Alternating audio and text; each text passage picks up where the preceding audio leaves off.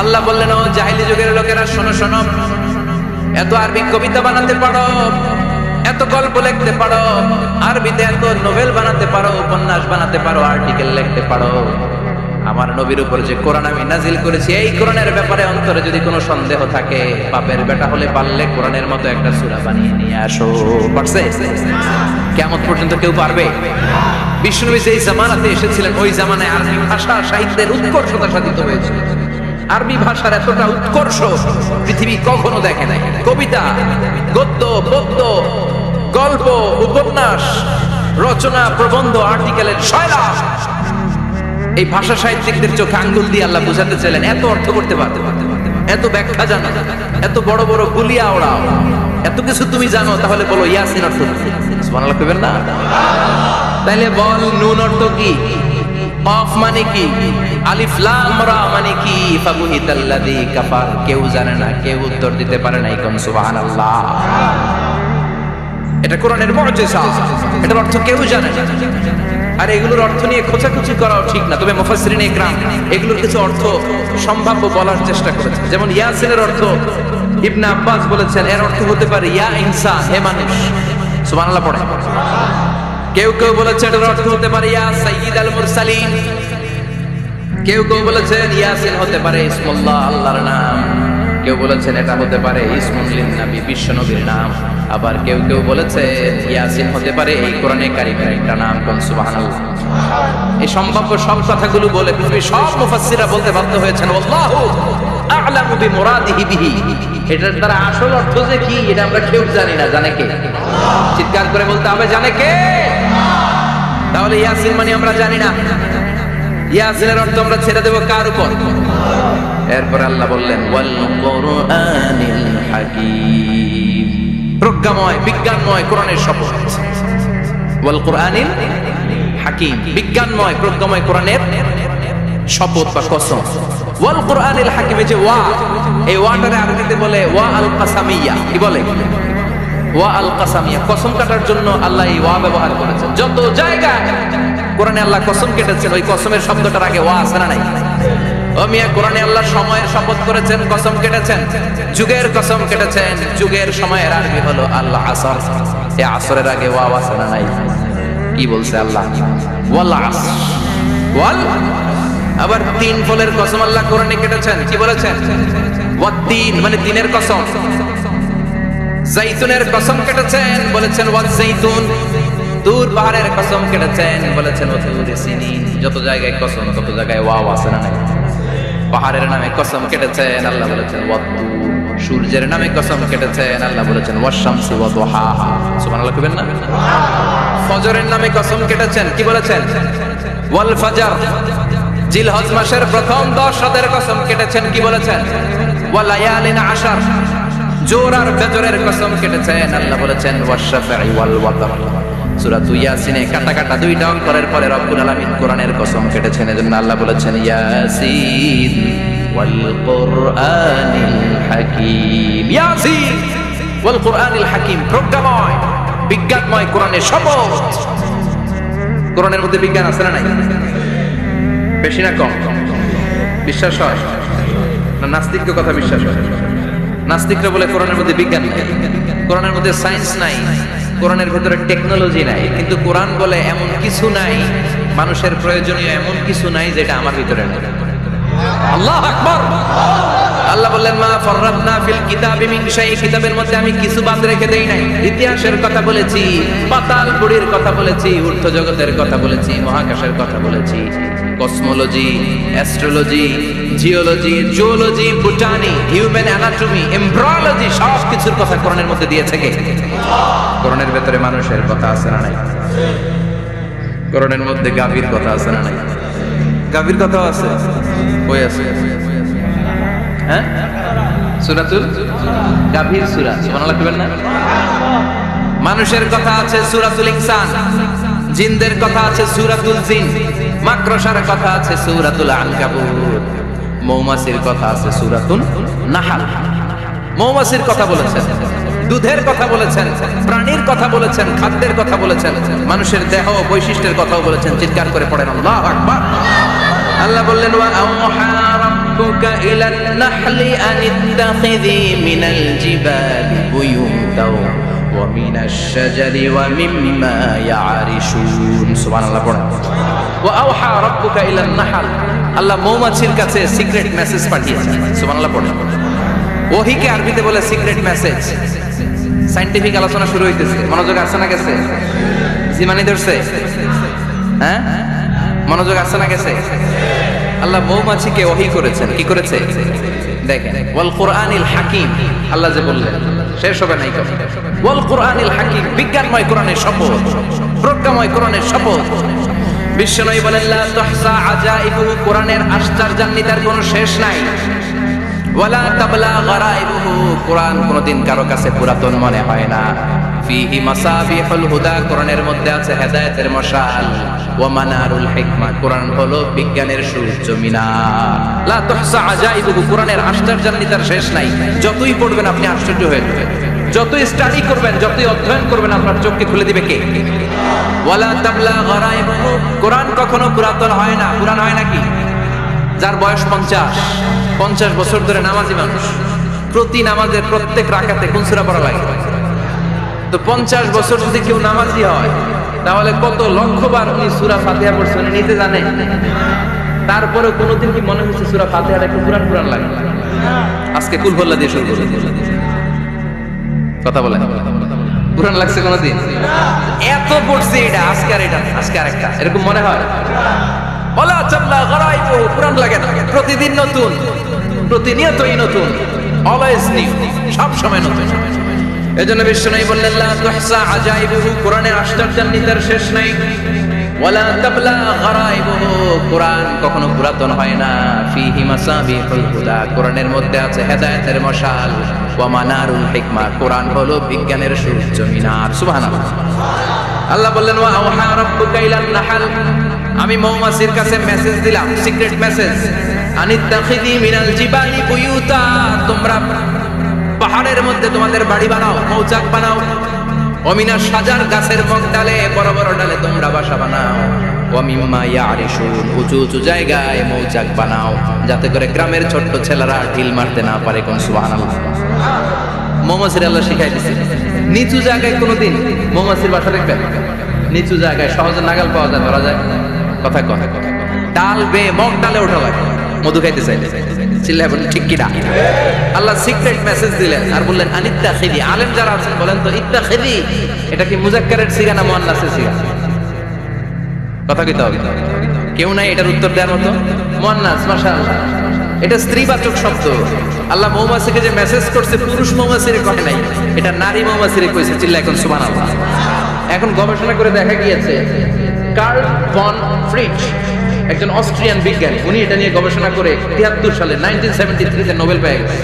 এই আয়াতের উপর গবেষণা করে আল্লাহ কেমন করে সিক্রেট মেসেজ দিয়েছেন, কেমন করে মৌমাছি মৌচাকের বাসা বাঁধে, কেমন করে মধু আহরিত হয়, এটার উপর গবেষণা করে উনি একটা বই লিখেছেন, দ্য ডান্সিং বিস। নেচে যাওয়া মৌমাছিগুলো, নাচতে নাচতে যেতে থাকা মৌমাছিগুলোর উপর একটা বই লিখে, দ্য ডান্সিং বিস লিখে উনি নোবেল প্রাইজ পেয়েছেন এই মধুর উপরে। চিল্লায় পড়েন আল্লাহু আকবার। এখন কোরআনের আয়াত থেকে বোঝা গেল আনিত্তাখিযি মিনাল জিবালি বুয়ুতা, আল্লাহ নারী মৌমাছিকে বলেছেন মৌচাক বানাও, তোমাদের মধু রাখার জন্য বাসা বানাও। কার্ল ভন ফ্রিজ গবেষণা করে পেয়েছে, মৌচাকের বাসা বানানো হয়, মধু আহরণ করা হয়। যেই মৌমাছিটা নেতৃত্ব দেয় এটা পুরুষ মৌমাছি নয়, এটা হলো মহিলা মৌমাছি। কোন সুবহানাল্লাহ। পুরো মৌচাকের মধ্যে মধু আহরণ, মধু নেওয়া, পুরো প্রসিডিউরটা সারার জন্য কোনো পুরুষ মৌমাছি লিডিং দেয় না, লিডিং দেয় একটা নারী মৌমাছি, স্ত্রী মৌমাছি। এজন্য ইত্তাখিয, ম্যাসকুলিন জেন্ডার ইউজ না করে আল্লাহ বলেছেন ইত্তাখিযি। নারী মৌমাছিকে আল্লাহ অ্যাড্রেস করে বলেছেন যাও মৌচাক বানাও আর এটার মধ্যে মধু আহরণ করো। চিল্লায় পড়েন আল্লাহু আকবার। আল্লাহ বললেন ইত্তাখিযি মিনাল জিবালি বুয়ুতা, পাহাড়ের মধ্যে ঘর বানাও, মিনাশ শাজার, গাছের বড় ডালের মধ্যে ঘর বানাও, ওয়া মিম্মা ইয়ারিশুন, উঁচু উঁচু জায়গায় ঘর বানাও। উনি গবেষণা করে পেয়েছেন এই মধুর মধ্যে অসাধারণ কিছু ন্যাচারাল অ্যান্টিসেপটিক আছে। কি আছে? Natural antiseptic. এটার নাম হচ্ছে প্রপিলিস। প্রপিলিস নামে একটা লিকুইড পাওয়া যায় মৌচাকের মধ্যে। এটা কাটা জায়গায় লাগা দিলে স্যাভলন, ডেটল কিছু লাগানো লাগে না। ওই প্রপিলিসের কারণে আপনার কাটা জায়গায় এমনি শুকায় যায়। সুবহানাল্লাহ পড়েন। দ্বিতীয় বিশ্বযুদ্ধে রাশিয়ান যত সৈনিকরা যুদ্ধে আহত হতো ওরা আলাদা করে অ্যান্টিসেপটিক খাইতো না, ওরা মধু আইনা লাগাইতো আর সুস্থ হয়ে যেত। সুবহানাল্লাহ পড়ে। নিউজিল্যান্ডের কিছু বিজ্ঞানীরা আবিষ্কার করেছে মৌমাছির হুলের ভিতরে রেমেটিক ফিভারের অ্যান্টিবায়োটিক আছে। অনেকের বাত জ্বর হয়, বাতের ব্যথা থাকে না, থাকে, মুরব্বীদের বেশি হয়। ওই জায়গার মধ্যে যদি আপনি মৌমাছি এনে ঢুকাই দিতে পারেন, মৌমাছির হুল লাগাই দিতে পারেন, ভালো হয়ে যাবে। মৌমাছি যখন হুল ফুটায় আরাম লাগে না অনেক? খাইছেন, কামড় খাইছেন? হ্যাঁ, মজা লাগে।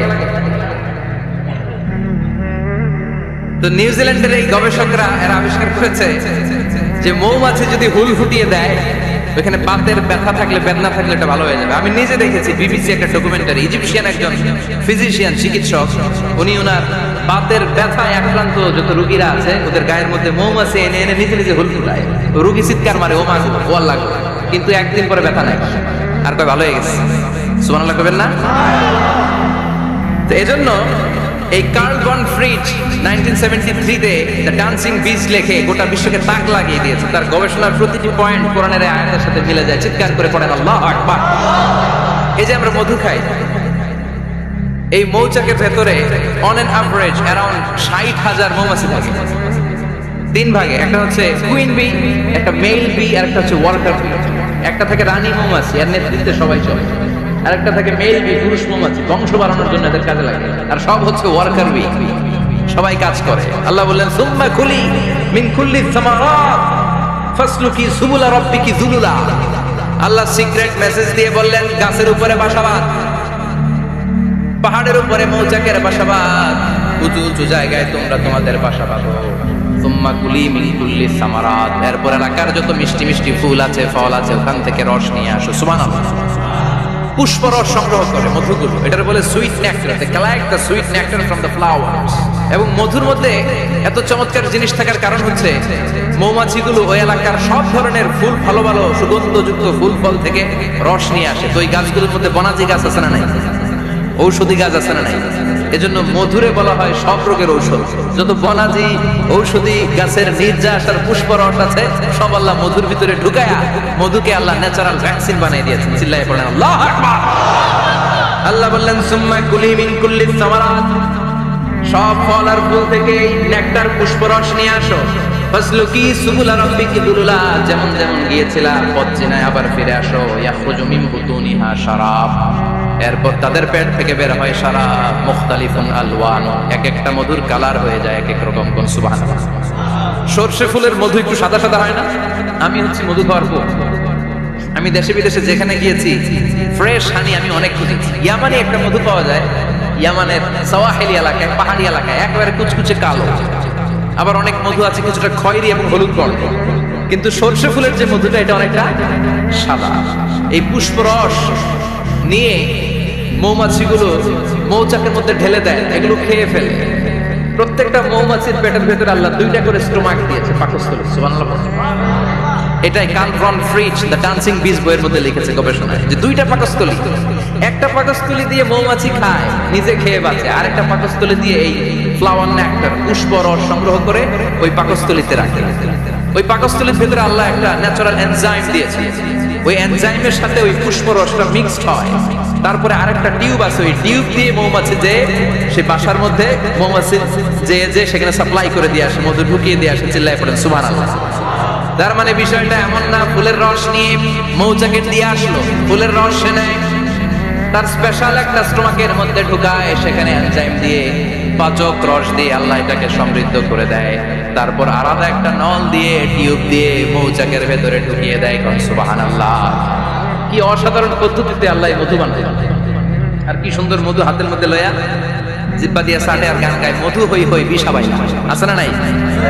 আল্লাহ শুকরিয়া নাই, মধু খায় আর গান গায়, মধু হই হই বিষাবাইলা অনহারনে ভালোবাসার দান দিলা। আছে না নাই? টাকায় এই মধুকে শুকরিয়া করতে হবে। আল্লাহ বললেন ইয়াখরুজু মিন বুতুনিহা, এটা মধু সরাসরি চলে আসে না, ওর পেট থেকে বের হয়। মুখতালিফুন আলওয়ানুহু, বিভিন্ন রঙের মধু আছে না নাই? ব্ল্যাক কালারের মধু হয়, হোয়াইট হানি হয়, অর্গানিক হানি হয়, ক্রিমড হানি হয়। কত ধরনের মধু যে আল্লাহ পৃথিবীতে রেখেছে তার নিয়তটা নাই। এরপর আল্লাহ বলেন ফিহি শিফাউল লিন্নাস, মধুর ভিতরে শিফা দিয়েছে কে? এজন্য বিশ্বনবীর খাদ্য তালিকার মধ্যে মধু আছে না নাই? বিশ্বনবী সুগন্ধযুক্ত ওলা মধু খেতেন, দুর্গন্ধযুক্ত ওলা কোনো মধু মুখে নিতেন না। সুবহানাল্লাহ। বিশ্বনবীর জামানায় মাগাফির নামে একটা মধু ছিল, দুর্গন্ধযুক্ত, এটা কখনো বিশ্বনবী মুখে নিতে চাইতেন না। সুগন্ধযুক্ত মধু সবসময় বিশ্বনবী খেতেন। বিশ্বনবীর স্ত্রীরা এই সুগন্ধিযুক্ত মধু বোতলের মধ্যে প্রিজার্ভ করে রাখতেন বিশ্বনবীকে দেওয়ার জন্য। বিশ্বনবী প্রাণ ভরে এগুলো পান করতেন। সুবহানাল্লাহ। বিশ্বনবী যে সমস্ত খাদ্যগুলো পছন্দ করতেন হাদিসে এসেছে, বিশ্বনবী রুটি খেতেন, খেজুর খেতেন, খেজুর, খেজুর চিনেন?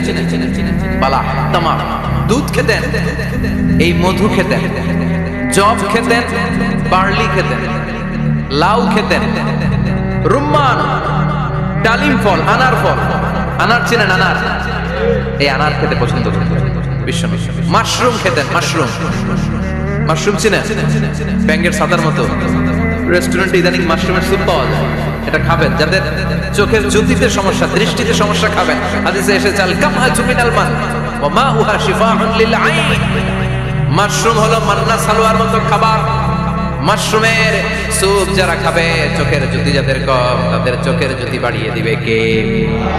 বুখারীর বর্ণনা, কানা রাসূলুল্লাহ ইউহিব্বুল হালাওয়া ওয়াল আসাল। বিশ্বনবী মিষ্টান্ন খেতে বড় পছন্দ করতেন, আবার বিশ্বনবী বেশি বেশি মধু খেতে পছন্দ করতেন। সুবহানাল্লাহ। কোরআনে দুইটা জিনিসের ক্ষেত্রে আল্লাহ শিফা যোগ করেছেন, যে দুইটা জিনিসের সাথে সম্পৃক্ত হলে শিফা। এক হচ্ছে কোরআন পড়লে শিফা, অনুনাজ্জিলু মিনাল কুরআনি মা হুয়া। আবার কোরআনে এই আয়াতের ক্ষেত্রে বলা হয়েছে শিফা ফিহি শিফাউন লিন্নাস। এজন্য সাইয়েদনা ইবনে মাসউদ এই উম্মাহকে উদ্দেশ্য করে বলেছেন আলাইকুম বিশিফাই, তোমাদের উচিত দুইটা জিনিস থেকে শিফা নেওয়া। এক হলো কোরআন, দুই হলো আসাল মানে মধু। কোন সুবহানাল্লাহ। কোরআন তেলাওয়াত করলে অসুস্থরে সুস্থ করে দেয় কে? সূরা ফাতিহা তেলাওয়াত করলে অসুস্থকে সুস্থ বানিয়ে দেয় কে? আবার মধু খেলে সুস্থ বানিয়ে দেয় কে? মধু খেয়ে প্রশংসা করবেন কার?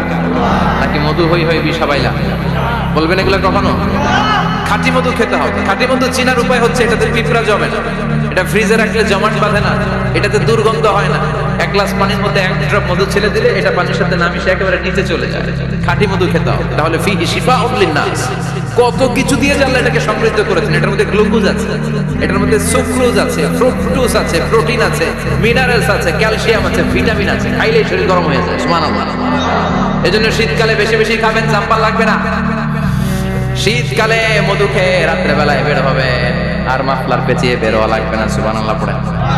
তার মানে আল্লাহ বললেন ইয়াসিন ওয়াল কুরআনিল হাকিম, প্রজ্ঞাময়, বিজ্ঞানময় কোরআনের কসম। কোরআনের ভিতরে বিজ্ঞান আছে না নাই? বিজ্ঞানের কথা এই তো শুরু করলাম, আজকে সারা রাত বিজ্ঞানের কথা বলবো। থাকবেন কতক্ষণ? হ্যাঁ, স্লোগান দেন লিল্লাহি তাকবীর।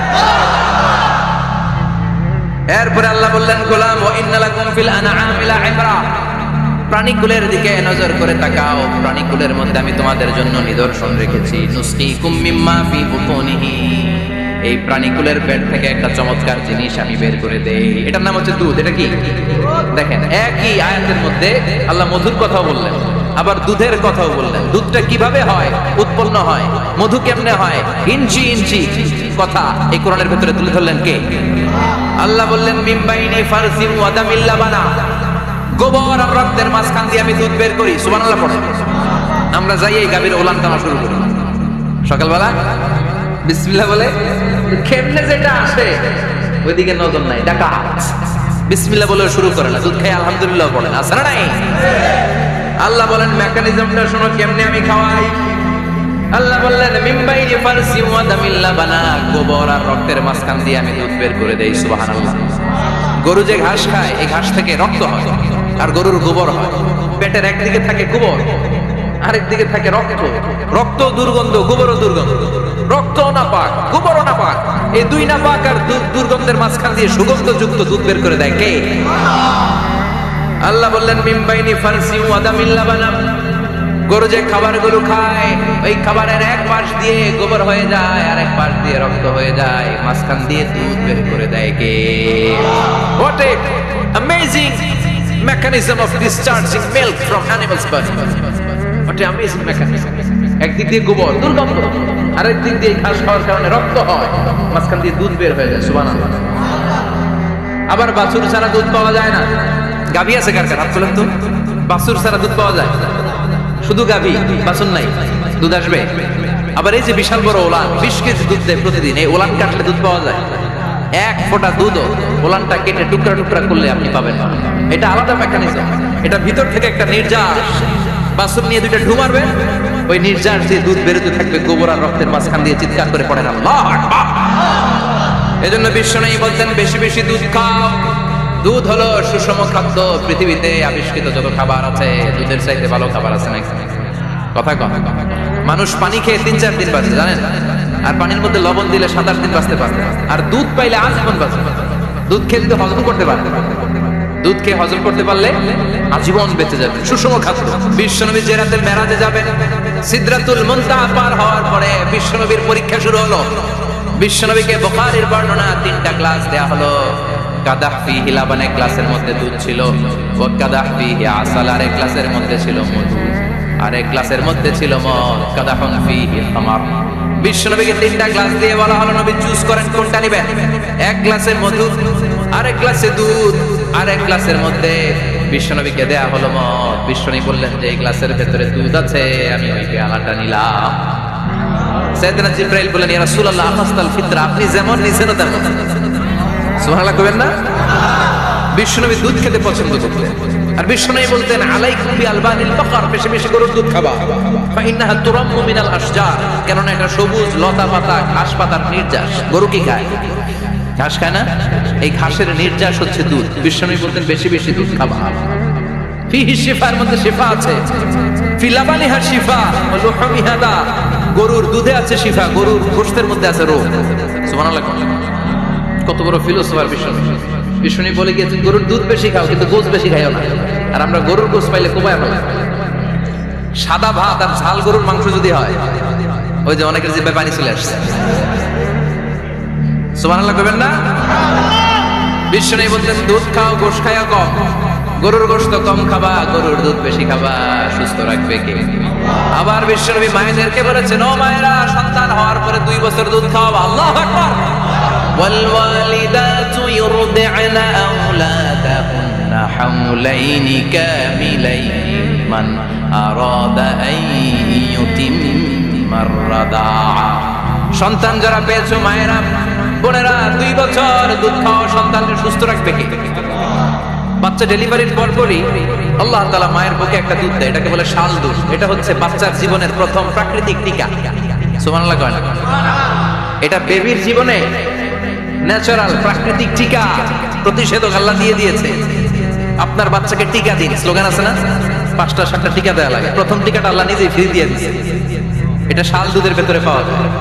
এজন্য বাচ্চাকে শাল দুধ খাওয়াতে হবে। তার ব্রেনের গ্রোথ হবে, সে শক্তিশালী হবে, সে দেশপ্রেমিক হবে, সে আল্লাহওয়ালা হবে। চিল্লা এখন ঠিক কিনা? যে মায়েরা বাচ্চারে দুধ খাওয়ায়, ওই বাচ্চারা মায়েরে ভালোবাসে বেশি। আর যেই মা গুলো বাচ্চারে দুধ না খাওয়ায় আর ডান খাওয়ায়, আর কি কি আছে? হরলিক্স আর সিরালেক, কমপ্লেন, যারা এগুলো খাওয়াবে ডানু খাওয়াবে, যারা ল্যাকটোজেন খাওয়ায়, যারা বুকের দুধ খাওয়াতে চায় না কোনো কারণ ছাড়া, 2 বছর বাচ্চারে দুধ দিতে চায় না, এই বাচ্চাগুলো বড় হলে ওই মারে বৃদ্ধাশ্রমে দিয়ে আসবে। কথা কয়। এজন্য মায়েরা, বোনেরা, সন্তান হলেই তাকে বুকের দুধ দিয়ে আল্লাহর পক্ষ থেকে যে টিকাটা, এই টিকাটা পেটের ভিতরে ঢুকাই দিতে হবে। চিল্লা এখন ঠিক কিনা? এটা হচ্ছে ন্যাচারাল টিকা। এজন্য আল্লাহ বললেন ইয়াসিন ওয়াল কোরআনিল হাকিম। ইয়াসিন, বিজ্ঞানময় কোরআনের শপথ। কোরআনের মধ্যে বিজ্ঞান আছে না নাই? অভাব নাই। কয়টা শুনবেন? আল্লাহ কসমোলজির কথা বলছেন, অ্যাস্ট্রোলজি কথা। কসমোলজি হচ্ছে সৃষ্টি তত্ত্ব। কসমোলজি কি? সবাই বলেন কসমোলজি কি? আল্লাহ বললেন আওয়ালাম ইয়ারাল্লাযীনা কাফারু আন্নাস সামাওয়াতি ওয়াল আরদা কানাতা রাতকান ফাফাতাহনাহুমা। কাফেররা কি দেখে না মহাবিশ্বের সব কিছু একসাথে মিলে ঝিলে ছিল, বিশাল এক বিস্ফোরণের মাধ্যমে আমি মহাবিশ্ব তৈরি করেছি। সুবহানাল্লাহ। আদিতে, শুরুতে কিন্তু সব আকাশ, বাতাস, জমিন, চন্দ্র, সূর্য, নক্ষত্র, গ্রহ, মণিহারিকা পুঞ্জ, গ্যালাক্সি, ব্ল্যাক হোল সবকিছু মিলেমিশে একসাথে ছিল। এটার ঘনত্ব ছিল খুব বেশি। মহাবিশ্বের সবকিছু ছিল একটা বিন্দু। এটাকে বিজ্ঞানীরা নাম দিয়েছে দ্য সিঙ্গুলারিটি, মহা একত্ব। এরপর একটা প্রচন্ড বিস্ফোরণের মধ্য দিয়ে মহাবিশ্ব সৃষ্টি হচ্ছে। এটার ওরা নাম দিয়েছে বিগ ব্যাং থিওরি। কি নাম? স্টিফেন হকিং মারা গেছে না গত বছর? নাই, হ্যাঁ, বছর খানেক আগে মারা গেছে। সবচেয়ে বড় পদার্থবিজ্ঞানী ছিল। সে একটা বই লিখেছে, from the brief history of time, a brief history of time from big bang two black hole. সেখানে সে প্রমাণ করেছে কোরআনের এই আয়াত, কানা তারাতকান, মহাবিশ্বের সবকিছু একটা বিন্দু ছিল। চাঁদ, সূর্য, গ্রহ, তারা সবকিছু ছিল। কথা বলেন, সবাই বলেন, একটা মাত্র বিন্দু ছিল। আল্লাহ বলেন, don't the disbeliever observe that the heavens and earth were joined together, then I separated with a gigantic sound, explosion. সব একসাথে ছিল, চাঁদ, তারা, আকাশ, নদী, নালা সব একসাথে। তারপর একটা বিকট বিস্ফোরণের মধ্য দিয়ে পৃথিবী হয়েছে, চাঁদ হয়েছে, চন্দ্র হয়েছে, সূর্য হয়েছে, মহাবিশ্বের সবকিছু এই মহাবিস্ফোরণের মধ্য দিয়ে হয়েছে। চিৎকার করে পড়েন আল্লাহু আকবার। এই যে ছোট্ট পৃথিবীতে আমরা বসে আছি, এই পৃথিবীর চেয়ে সূর্য 13 লক্ষ গুণ বড়। চিল্লায় পড়েন আল্লাহু আকবার। এটা কি বাড়ির কাছের কথা? 13 লক্ষ গুণ বড়, কল্পনা করা যায়? তার মানে কি সূর্যই সবচেয়ে বড়? না, সূর্যের চেয়ে অনেক বড় বড় তারা আছে। ব্যাটেলজিউস নামে একটা তারা আছে মহাকাশে, যেটা যে সূর্য পৃথিবীর চেয়ে 13 লক্ষ গুণ বড়। এই ব্যাটেলজিউস তারা সূর্যের চেয়ে 33 কোটি গুণ বড়। এই ব্যাটেলজিউস তারাটাই কি সবচেয়ে বড়?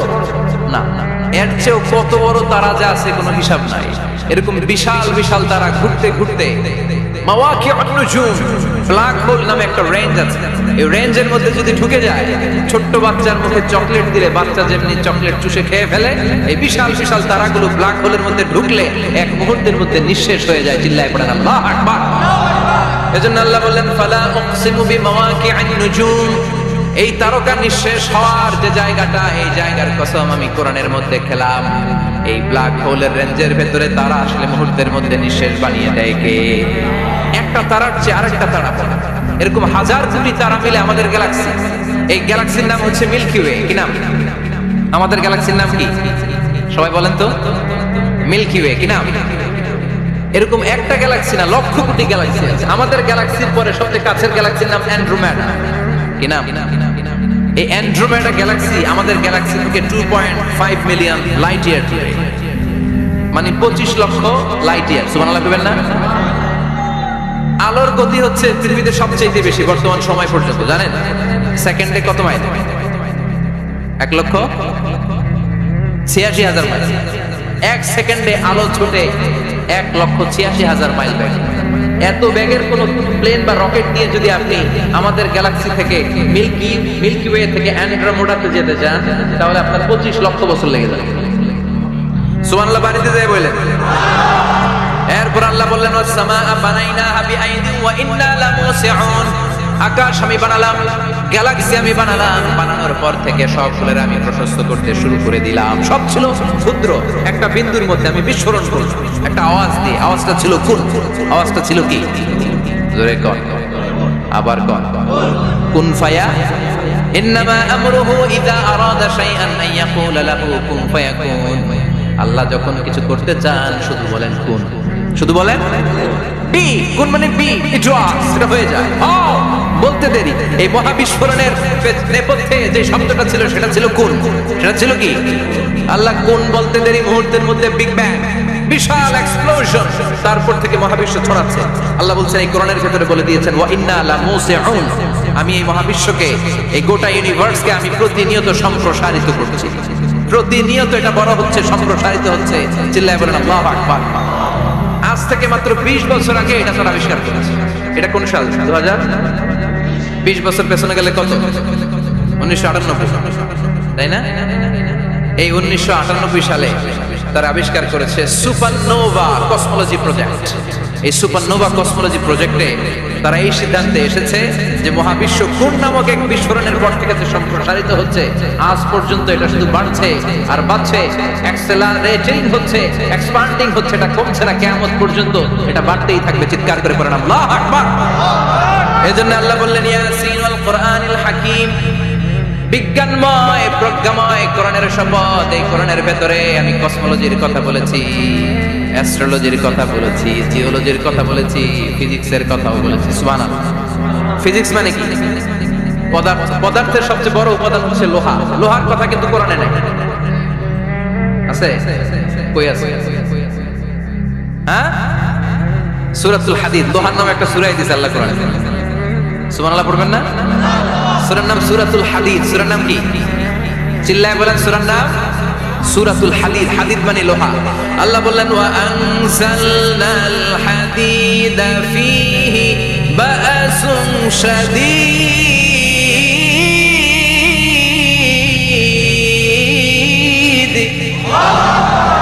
ওয়া আনজালনাল হাদিদ ফীহি বা'সুন শাদীদ। আমি লোহা নাযিল করলাম, আর লোহার ভেতরে আমি ভয়ঙ্কর শক্তি ঢুকাইয়া দিলাম। সুবহানাল্লাহ।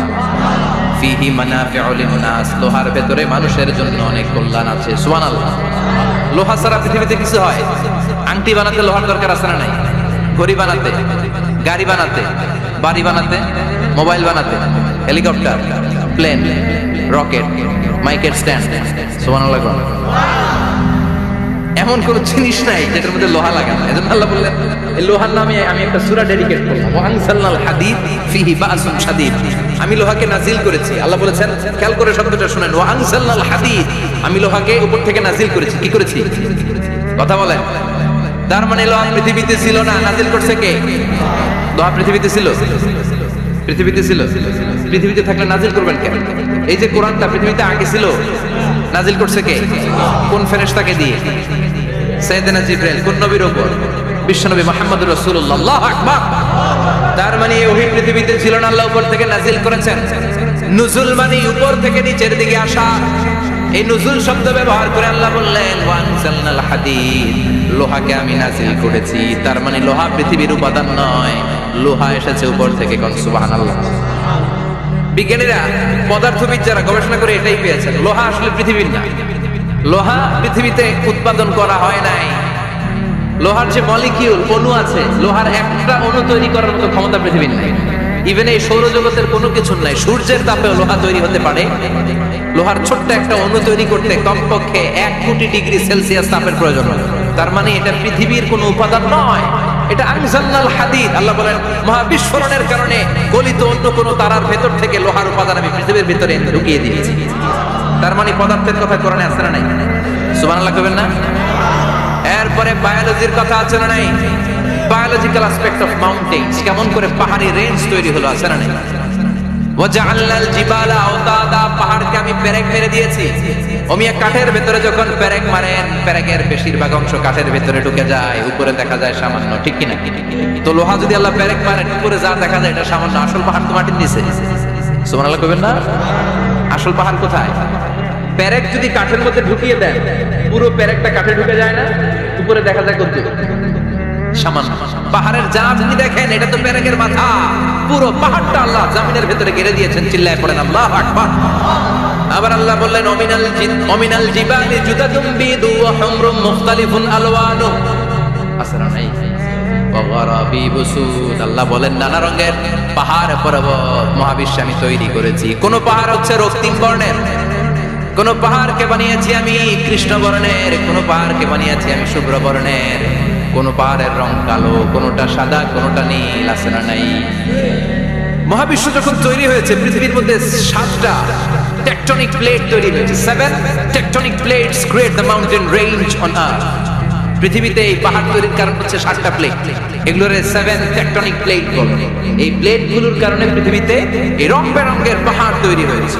কত রঙের যে পাহাড় আছে, আরব বিশ্বের পাথরের পাহাড়, বাংলাদেশে মাটির পাহাড়, ব্রুনাই, সিঙ্গাপুর, ইন্দোনেশিয়াতে যদি যান আরেক ধরনের পাহাড়। চায়নার একটা শহর আছে গানজু সিটি, কিনা? এই গানজু সিটিতে একটা পাহাড় আছে রেইনবো মাউন্টেন, ওখানে 7 রঙের পাহাড় পাওয়া যায় এক জায়গায়। সুবহানাল্লাহ কইবেন না? রেইনবো মানে কি? রংধনু। রংধনুর কয় রং? কথা কয়। ছোটবেলা আমরা মুখস্থ রাখতাম বেনিয়া সহকল, বেতে বেগুনি, নিতে নীল, হাতে আসমানি, সতে সাদা, হতে হলুদ, কতে কালো, লাতে লাল। সুবহানাল্লাহ নাই? মনে রাখার কি অসাধারণ পদ্ধতি। এই রেইনবো মাউন্টেন, রংধনুর 7 রঙের পাহাড় এক জায়গায় পাওয়া যায়। এখানে সাদা পাহাড়, এখানে সবুজ পাহাড়, এখানে নীল পাহাড়, ওখানে লাল পাহাড়, এখানে কালো পাহাড়।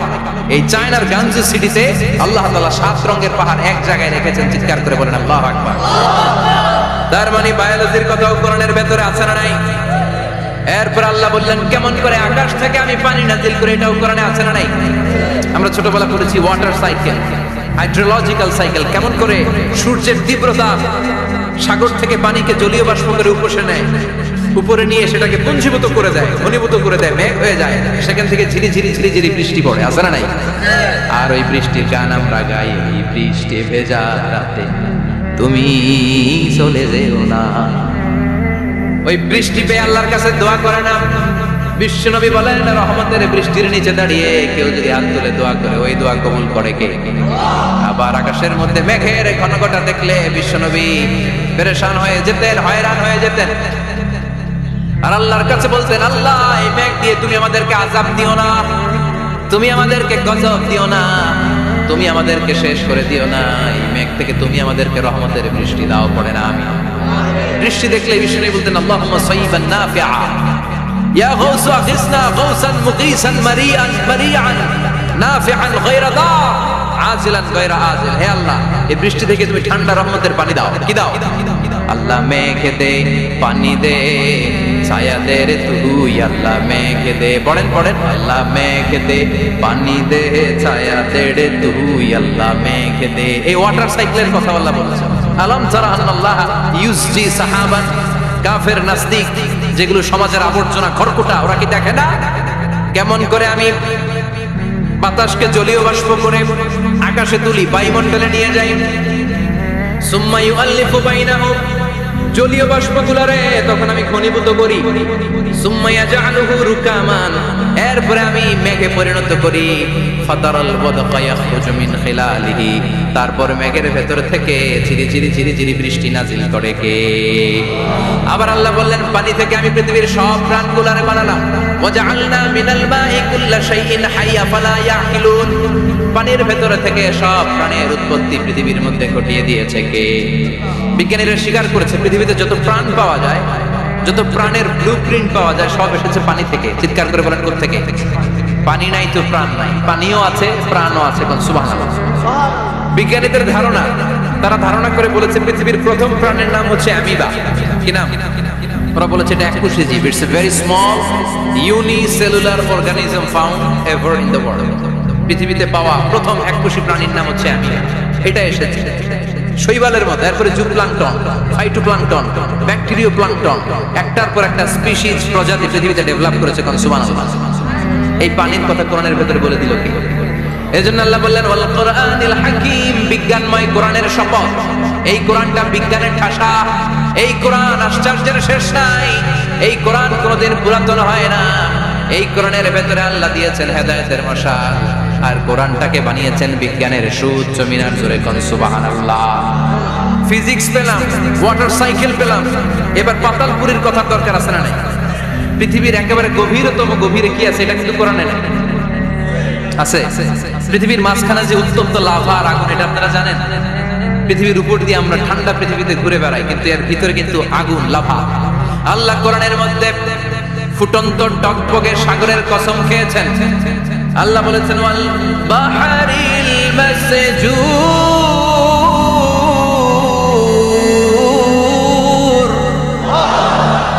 আমি কোরআনের ভেতরে ফুটন্ত টকবগে সাগরের পানির কসম খেলাম। পড়েন সুবহানাল্লাহ। সাগরের পানি ফুটন্ত টকবগে, সাগরের পানির কসম। সাগরের পানি আবার ফুটন্ত হয় কি করে? পানি কি হয় ঠান্ডা?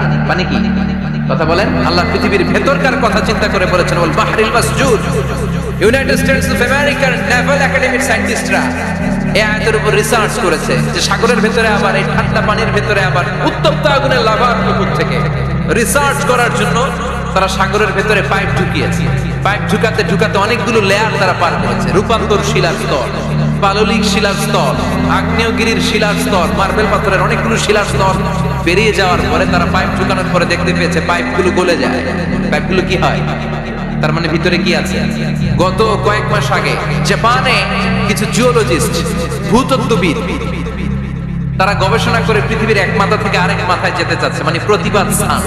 বাংলাদেশের এখান থেকে ছিদ্র করলে আপনি দক্ষিণ আমেরিকার চিলির সান্টিয়াগোতে যেয়ে উঠবেন। কথা বুঝতে পেরেছেন? তার মানে বাংলাদেশের প্রতিবাদ স্থান হচ্ছে দক্ষিণ সাউথ আমেরিকার চিলির সান্টিয়াগো। আবার ইন্ডিয়া থেকে ছিদ্র করতে করতে পৃথিবীর আরেক মাথা দিয়ে উঠবে। সুবহানাল্লাহ বলেন। এটা তারা শুরু করেছে, কিন্তু এখনো সফল হয়নি। ইউএস এর নেভাল একাডেমির সায়েন্টিস্টরা পাইপ ঢুকাতে ঢুকাতে দেখে একটা পর্যায় শেষে পাইপ আর ঢুকানো যায় না, পাইপগুলো পৃথিবীর ভিতরে যেতে যেতে গলে গলে পানি হয়ে যায়। সুবহানাল্লাহ কইবেন না? এই রিসার্চ প্রজেক্টের যিনি চিফ, উনি বললেন bring the waterproof pipe from America. America থেকে ওয়াটারপ্রুফ পাইপ নিয়ে আসুন। আমার এমন পাইপ লাগবে গবেষণা করার জন্য যে পাইপ আগুনে জ্বলে না। ওয়াটারপ্রুফের মধ্যে আগুন লাগালে আগুন ধরবে? বুলেট প্রুফে বুলেট মারলে বুলেট ঢুকবে?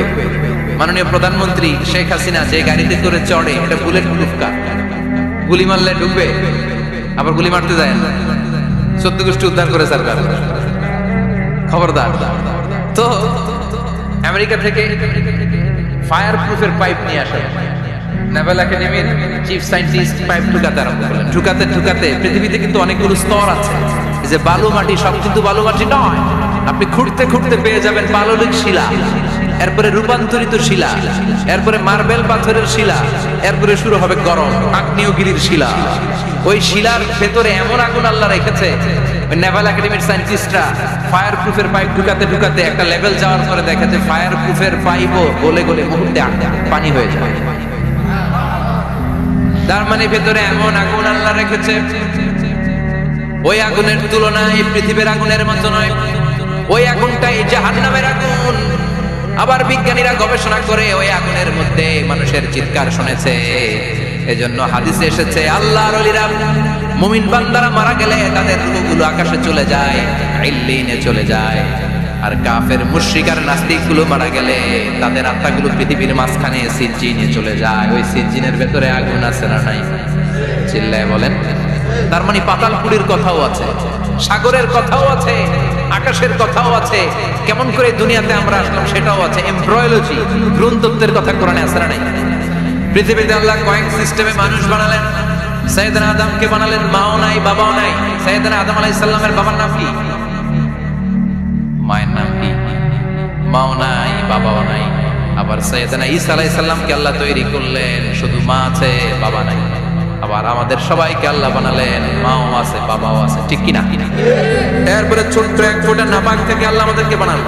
এই এক ফোঁটা বীর্যের মধ্যে যে প্রাণ আছে, এটা দুইজন বিজ্ঞানী আবিষ্কার করেছে। লিয়েন হুক মাইক্রোস্কোপ যন্ত্র দিয়ে তারা বীর্যের মধ্যে, স্পার্ম ড্রপের মধ্যে গবেষণা করে পেয়েছে যে ওখানে কি যেন নড়ে। ওই এক ফোঁটা ড্রপের মধ্যে কি যেন নড়ে। সেখান থেকে ওরা আবিষ্কার করেছে এই স্পার্মের ভেতরে, শুক্রাণুর ভেতরে প্রাণের অস্তিত্ব আছে। এক ফোঁটা স্পার্মে, এক ফোঁটা বীর্যের মধ্যে 20 কোটি যদি শুক্রাণু না থাকে, ওই স্পার্ম থেকে আল্লাহ বেবি দেয় না, সন্তান দেয় না। সুবহানাল্লাহ। এজন্য আল্লাহ বললেন হাল আতা আলাল ইনসানি হিনুম মিনাদ দাহরি লাম ইয়াকুন শাইআম মাযকুরা। ও মানুষ, কেন এত অহংকার করো? নজর করে তোমার জীবনের শুরুটার দিকে একটু তাকাও। কি ছিলা তুমি? এক ফোঁটা নাপাক পানি, একটা স্পার্ম ড্রপ থেকে এসেছো। ইয়াখরুজু মিন বাইনিস সুলবি ওয়াত তারাইব। বাবার পৃষ্ঠদেশ থেকে মায়ের গর্ভদেশের মধ্যে তোমাকে নিয়ে গেল কে? সেখান থেকে ফি যুলুমাতিন সালাস, 3টা প্যাকেট দিয়ে মায়ের পেটের মধ্যে তোমাকে প্রিজার্ভ করলো কে? আল্লাহ প্রত্যেকটা স্টেজ কোরআনে বলে দিয়েছেন। ফি যুলুমাতিন সালাস, 3টা অন্ধকার প্রকোষ্ঠে আল্লাহ আমাদেরকে প্রিজার্ভ করেছে। মায়ের ফুলের একটা প্যাকেট, মায়ের জরায়ুর একটা প্যাকেট, আবার মায়ের পেটের একটা প্যাকেট। ওই প্যাকেটের ভিতরে পৃথিবীর কোন কবিরাজের কবিরাজি কাজে লাগছে? ডাক্তারের ডাক্তারি কোন কবিরাজ আম করে খাওয়াইছে? চিল্লায় বলেন তিনি কে? এরপর আল্লাহ বললেন ফি যুলুমাতিন সালাস, এটা অন্ধকার ছিল। যেই টেম্পারেচারে রাখলে তুমি সুস্থ থাকবা, যেই টেম্পারেচারে রাখলে তুমি আস্তে আস্তে বড় হতে পারবা, সেখানে আমি রাখলাম। সেখান থেকে আমরা হয়ে গেলাম জিমেট, সেখান থেকে জাইগট, তারপরে এমব্রয়ো, তারপরে ফেটাস, ল্যাটার স্টেজ। প্রথমে ছিলাম ইনিশিয়াল স্টেজ, তারপরে ল্যাটার স্টেজ, আমরা বড় হতে লাগলাম। আল্লাহ আমাদেরকে হার্ট দিলেন, সিস্টনিক ডায়াস্টনিক, অলিন্দ নিলয় শুরু হয়ে গেল। রুহুর ফুৎকার আমাদের হৃদয়ে ভরে দিল কে? আল্লাহ আমাদেরকে স্কেলিটন দিলেন, কঙ্কা, স্পাইনাল কর্ড দিলেন, আমাদের স্কাল দিলেন, মাথার খুলি দিলেন, লাঞ্চ দিলেন, ফুসফুস দিলেন, গল ব্লাডার দিলেন, যেখানে যেটা ঠিক যেমন ভাবে দেওয়া দরকার মায়ের পেটে থাকতেই সেটা দিয়ে দিয়েছে কে? এরপর 8 মাস আমরা মায়ের পেটে মারে কষ্ট দিলাম। ওই মুহূর্তে আমার মা আমার জন্য যতটা কষ্ট করেছে পৃথিবীর কেউ ওই খবর রাখে না। তোরে কোন ঠিক কিনা? বোঝা হয়ে গিয়েছিলাম, একটা বস্তা। আমরা প্রত্যেকে মায়ের পেটে ছিলাম একটা কি, এই বস্তা নিয়ে আমার মা খেতে যেত, ঘুমাতে যেত। এই বস্তাটা পেটে করে আমার মা রান্না করে রান্না করতো, একদিনও রান্না বন্ধ হয় নাই। এই বস্তাটা নিয়ে আমার মা টয়লেটে যেয়ে বসতে পারতো না। 8 মাস এরকম কষ্ট করেছে। এজন্য মায়ের মনে কষ্ট দিলে আল্লাহর আরশ কেঁপে যায়। মায়ের কাছ থেকে দোয়া নেওয়ার দরকার আছে না নাই? মায়ের মনে কষ্ট দিবেন? মায়ের সাথে বেয়াদবি করবা কেউ? মায়ের থেকে দোয়া নেওয়ার দরকার আছে না নাই? মা যারা নাই সে জানে মা না থাকার কি জ্বালা। চিল্লা এখন ঠিক কিনা? যখন রাত্রি নিঝুম এই চোখে ঘুম, একলা শূন্য ঘরে তোমায় মনে পড়ে মাগো, তোমায় মনে পড়ে। যখন রাত্রি নিঝুম এই চোখে ঘুম, একলা শূন্য ঘরে তোমায় মনে পড়ে মাগো, তোমায় মনে পড়ে। ঠিক কিনা? এজন্য মায়ের জন্য দোয়া করার দরকার আছে না নাই? আল্লাহ বললেন 8 মাস 9 মাস মায়ের পেটের ভেতরে ছিলা, তারপরে দুনিয়ার বুকে তোমারে আনলো কে? ছোট্ট নাপাক ছিলাম, এই ছোট্ট এক ফোঁটা পানি থেকে আমাদেরকে বড় করছে কে? তার মানে এমব্রয়োলজি, ভ্রূণতত্ত্বের কথা কোরআনের ভেতরে আছে না নাই? সে আল্লাহ বললেন ইয়াসিন ওয়াল কুরআনিল হাকীম ইন্নাকা লামিনাল মুরসালিন আলা সিরাতিম মুস্তাকিম। সুবহানাল্লাহ পড়ুন। আল্লাহ বললেন ইয়াসিন, এরপরে বললেন আল কুরআনিল হাকীম, প্রজ্ঞাময় কোরআনের শপথ। বিশাল একটা শপথ কেটে আল্লাহ বললেন ইন্নাকা লামিনাল মুরসালিন আলা সিরাতিম মুস্তাকিম। ইন্নাকা লামিনাল মুরসালিন, অবশ্যই অবশ্যই নবী হে আপনি রাসূলদের অন্তর্ভুক্ত। চিল্লায় কোন সুবহানাল্লাহ। তিনি যে রাসূল এটার সার্টিফিকেট এই আয়াতে দিয়েছে কে? এরপর আল্লাহ বললেন আলা সিরাতিল মুস্তাকিম, ও নবী আপনি সিরাতুল মুস্তাকিমের উপর আছেন। যেই দোয়াটা প্রতিটা নামাজের মধ্যে প্রতিদিন প্রত্যেক রাকাতে সূরা ফাতিহাতে আমরা পড়ি, ইহদিনাস সিরাতাল মুস্তাকিম। ও আল্লাহ, show us the right path, show us the correct path. আপনি আমাদেরকে সোজা পথ দেখান। আল্লাহ এখানে সার্টিফিকেট দিলেন, নবী গো লক্ষাধিক পয়গম্বর যে আমি পেয়েছি তাদের শ্রেষ্ঠতম রাসূল করে আমি আপনাকে প্রেরণ করেছি, আর হেদায়েতের সুউচ্চ মশাল দিয়ে আমি আপনাকে সিরাতুল মুস্তাকিমের উপর রেখেছি। চিল্লায় পড়েন আল্লাহু আকবার। এই জন্য বিজ্ঞানময় কোরআনের সাথে নিজেদের সম্পর্ক বাড়ানোর দরকার আছে না নাই? কোরআন পড়লে দুনিয়া এবং আখিরাতে মর্যাদা বাড়ায় দিবে কে? কোরআনের আইন দিয়ে সমাজটারে সাজানোর দরকার আছে না নাই? কোরআন দিয়ে আমাদের সমাজটা সমৃদ্ধ হোক আমরা চাই কি চাই না? কোরআন দিয়ে আমার সংসদ ভবন চলুক, আমার 300 জন মেম্বার অফ দ্য পার্লামেন্ট কোরআনের আয়াত দিয়ে সংসদে কথা বলুক আমরা চাই কি চাই না? আমাদের মিলিটারি গুলো কোরআনের আওতায় চলুক, আমাদের দেশটা কোরআন দিয়ে চলুক। আমার লাল সবুজের পতাকা সংসদ ভবনের এক পাশে, আর কালিমার লা ইলাহা ইল্লাল্লাহর পতাকা আরেক পাশে পতপত করে উড়বে আমরা চাই কি চাই না? সেজন্য কোরআনের সাথে আমাদের সম্পর্ক বাড়াতে হবে।